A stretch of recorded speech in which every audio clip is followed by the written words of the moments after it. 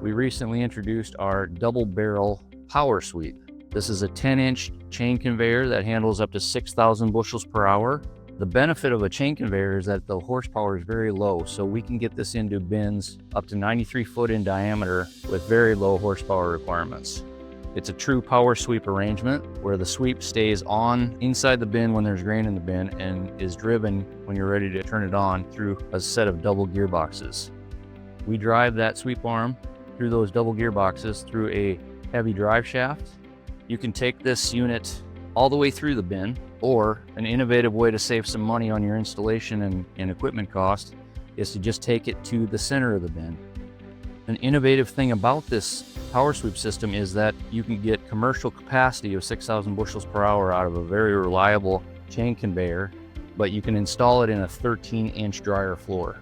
That's going to save you cost on both cement, on floor supports, and installation.